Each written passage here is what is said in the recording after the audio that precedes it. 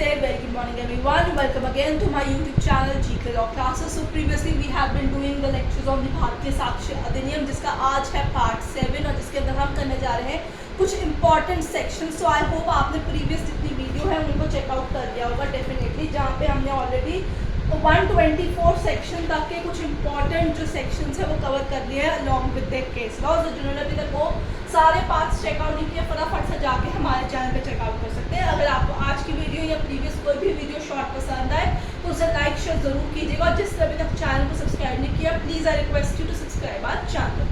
तो आइए स्टार्ट करते हैं with section number 138 a compliance. So compliance means what, ये एक बड़ा ही इंपॉर्टेंट सेक्शन है. कंप्लायंस का मतलब होता है अपराध में साथी. कभी कभी क्या होता है जब कोई अपराध कमिट किया जाता है, कोई क्राइम या कोई ऑफेंस कमिट किया जाता है तो दो या दो से ज़्यादा लोग इकट्ठे मिलकर जो है इन कॉम्बिनेशन वो क्राइम कमिट करते हैं. तो उसमें से अगर एक भी पार्टी पुलिस का सपोर्ट कर देती है और बाकी सारे मुजरिमों को जो है पकड़वा देती है, it leads to a new affair. Court के अंदर वो जो है सरकारी गवाह बन के सारी डिटेल्स पास कर देता है, हम उसे कहते हैं कंप्लायंस. सो यहाँ पे सीधी बात है सरकारी गवाह. सो सिंपल आम भाषा के अंदर कहा जाए तो कंप्लायंस मीन्स सरकारी गवाह. A compliance shall be a competent witness against other accused persons and conviction is not illegal merely because it proceeds from uncorroborated testimony of a compliance. So दो लाइनों में सीधा उन्होंने दो बातें यहाँ पे कही है कि अगर तीन लोगों ने इकट्ठे मिलकर अपराध किया उसमें से एक जो है बाकी दो के अगेंस्ट विटनेस देने के लिए सक्षम है, कोर्ट में एज एन विटनेस सरकारी गवाह उसे प्रेजेंट किया जा सकता है. हाँ, उसकी सज़ा पूरी खत्म नहीं होगी बट उसकी सज़ा जो है कम हो जाएगी.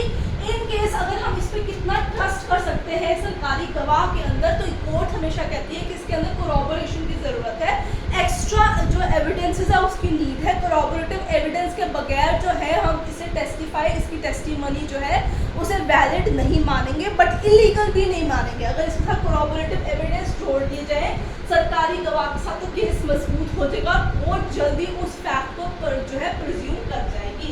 नेक्स्ट है 139 नंबर ऑफ विटनेसेस. तो जितने मर्जी दोनों पार्टीज चाहें विटनेसेस जो है इन दी लिस्ट प्रेजेंट कर सकते हैं. एज सच कोई नंबर नहीं है, एज सच कोई बात नहीं होती है, जितने मर्जी आप विटनेसेस अपनी बात को प्रूव करने के लिए बुला सकते हो, ऐसा कुछ नहीं है. कभी कभी केस में 15-15 विटनेसेस भी जाते हैं. आगे चलते हैं 142 एंड 143 सेक्शन. ये क्लब में पढ़ा जाता है, बहुत ही इंपॉर्टेंट है. Examination of witnesses and the order of examination of witnesses. इसमें हम तीन चीज़ें जो है डिस्कस करते हैं. जो मैं ऑर्डर लिखूंगी उसी वही ऑर्डर के अंदर हम चीज़ों को समझने की कोशिश करेंगे. एग्जामिनेशन इन चीफ कि गवाह के जो है टेस्टिमनी कैसे लिए जाते हैं. सबसे पहले एग्जामिनेशन इन चीफ होता है उसका, फिर cross examination by the opposite party होता है, एंड इफ नीडेड तो जिस पार्टी ने उस विटनेस को टेस्टिमनी देने के लिए बुलाया है वो री एग्जामिनेशन भी उसे कर सकता है with the court permission. So this is the order of examination of witnesses. सबसे पहले जिस पार्टी ने उसे बुलाया है उस विटनेस को to give the testimony in their favour, सबसे पहले एग्जामिनेशन इन चीफ होता है. उसके बाद जो ऑपोजिट पार्टी होती है, अक्यूज की पार्टी होती है, they have right to cross examine that person in order to extract new facts और to make the case more stronger. If needed, the party who had called witness to give testimony in their favor in whatever they say, उसे re-examine कर सकते हैं. If they found the cross examination के दौरान इसने कुछ नए facts बताए जो हमें पता नहीं था या उसकी वेरिसिटी जो है वो डगमगा रही है, दैट सर्कमस्टांसेस वो लोग जो है उसे मंगवा सकते हैं. सो examination of witness by the party who calls in is called examination chief. Examination of witness by the adverse party is cross examination, and examination of witness subsequent to cross examination by the party who had called that person is re-examination. So this is the order that have to remember, and this is the way how the examination of witnesses is done in the court. तो ये आपको चीज़ें याद रखनी होंगी, ठीक है. Examination chief हमेशा रेलिवेंट फैक्ट जो आप असर्ट या डिनाई करें उसी हक के आपको होने चाहिए, इसलिए विटनेसेस को हमेशा आप देखेंगे जब आप कोर्ट में जाते हैं वकील पहले उनको तैयार करा कर जाते हैं, अलग अलग तरीके के क्वेश्चन उनको डाल के देखते हैं ताकि ये यकीनी बनाया जा सके कि जो हम कोर्ट में बात कह रहे हैं ये भी वही बात कहेंगे, बात से जो है वो वहाँ से हट नहीं जाएंगे। तो इस चीज़ का आपको ध्यान में रखना होगा। आगे चलेंगे, अगली चीज़ देखते हैं लीडिंग क्वेश्चंस। लीडिंग क्वेश्चंस होते हैं क्वेश्चंस विद हिंट्स, ठीक है। ये बड़ा इंपॉर्टेंट सेक्शन है 146। कोई भी क्वेश्चन जो आंसर सजेस्ट करता है, यानी कोई ऐसा क्वेश्चन जिसके अंदर ऐसे हिंट्स हो जिससे आंसर जो है सीधा ही पता चल जाए to the person who is standing in the witness box, ठीक है। Suggesting answer which person putting it wishes और expect to receive leading question है। अब किसी ने एग्जामिनेशन चीफ के लिए अपने विटनेस को बुलाया, उसका वकील जब एग्जामिनेशन चीफ कर रहा है इन फ्रंट ऑफ द जज, वो कुछ हिंट्स डाल रहा है इनटू द क्वेश्चन ताकि जो वो पर्टिकुलर पर्सन टेस्टिमनी दे रहा है वो अपनी बात से भटके ना, उनके फेवर की बात निकाले, जो वो चाहते हैं वही बोले, या अगर वो भूल रहा है तो उसे याद रहे। इन दैट सर्कमस्टांसेस हम उसे लीडिंग क्वेश्चंस कहते हैं। Leading questions must not if objected by adverse party be asked in examination chief और re examination except with permission of court. So ये कब पूछे जाते हैं? Only in cross examination. This is a very important point कि leading question सिर्फ आप जो है क्रॉस एग्जामिनेशन में पूछ सकते हो, एग्जामिनेशन चीफ या फिर री एग्जामिनेशन में with the permission of court he leading questions पूछे जा सकते हैं। सो अगर आप जब हम क्रॉस एग्जामिनेशन की बात करते हैं, अगला सेक्शन देखते हैं क्वेश्चंस लॉफुल इन क्रॉस एग्जामिनेशन 149।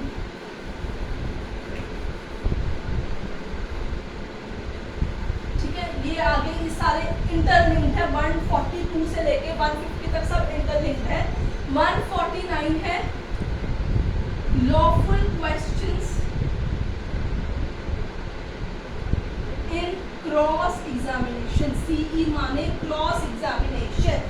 सो स्टूडेंट्स यहाँ पे कहते हैं जब हम किसी विटनेस को क्रॉस एग्जामिन करते हैं, सो इन ही में इन एडिशन टू क्वेश्चंस जो उससे पूछे जाने, कुछ और क्वेश्चंस भी ऑपोजिट पार्टी एडवर्स पार्टी पूछ सकती है to test the veracity of that person या to discover he who he is, what is his position in life, क्या उसकी मेंटल कंडीशन है। कभी कभी इससे भी वो लोग जो है क्रॉस एग्जामिनेशन करके प्रूफ कर सकते हैं कि भाई इसके तो हालात ही ऐसे नहीं है, ज़रूर से पैसे दिए होंगे तभी ये चीज़ कोर्ट के अंदर बोल रहा है। So to check his veracity, to check his position of life, to shake his credit or by injuring his character, तो ये ऐसे questions जो है वो हम lawful questions consider करते हैं in the cross examination in order to know कि वो person जो है वो प्रॉपरली सब कुछ जानता भी है कि सिर्फ ऐसे ही आके वकील के द्वारा समझाए जाने पे सीधा कोर्ट के अंदर आके बोल रहा है।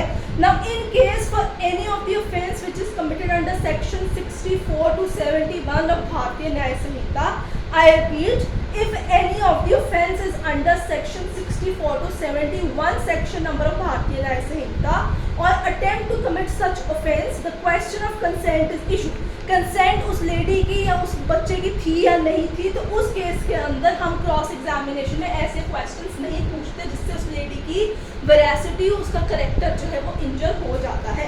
ये सारे सेक्शंस जो है ये crime against women and child के सेक्शंस होते हैं, जब उसकी कंसेंट ली गई कि नहीं ली गई at the time of committing an offence.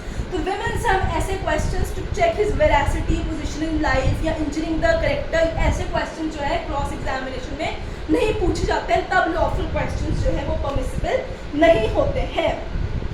Now students आगे चलते हैं, आगे बढ़ते हैं। एक और सेक्शन है इसके अंदर, टोटल आपके पास 170 सेक्शंस है, 170 सेक्शंस हैं भारतीय साक्ष्य अधिनियम के अंदर, ठीक है। और अब हम आखिरी इंपॉर्टेंट क्वेश्चन करेंगे, that is last important section 162, refreshing memory. Refreshing memory, ठीक है। तो टोटल सेक्शंस थे आपके पास 170 और आज हम आखिरी इंपॉर्टेंट सेक्शन जो है इस वीडियो के अंदर कर रहे हैं, जिसके साथ हम भारतीय साक्ष्य अधिनियम जो है उसे कंप्लीट कर देंगे। सो स्टूडेंट्स मैं बार बार कह रही हूँ, अगर आपको वीडियो पसंद आए तो उसे लाइक शेयर डेफिनेटली कीजिएगा। जिसने चैनल को सब्सक्राइब नहीं किया फटाफट से चैनल को सब्सक्राइब कर लीजिए। कोई डाउट है कमेंट सेक्शन में मेंशन कीजिए, और जो हमने आपको व्हाट्सएप का नंबर दिया आप वहाँ पे व्हाट्सएप करके हमसे नोट्स या फिर एमसीक्यू स्टार्टर पैक्स या ऑनलाइन क्लासेस भी अफोर्डेबल प्राइस पे ले सकते हैं। बस आपको व्हाट्सएप करना है, वो नंबर हमारे शॉर्ट्स में और प्रीवियस वीडियोस के अंदर भी शेयर किया गया है। लास्ट सेक्शन है 162 रिफ्रेशिंग मेमोरी।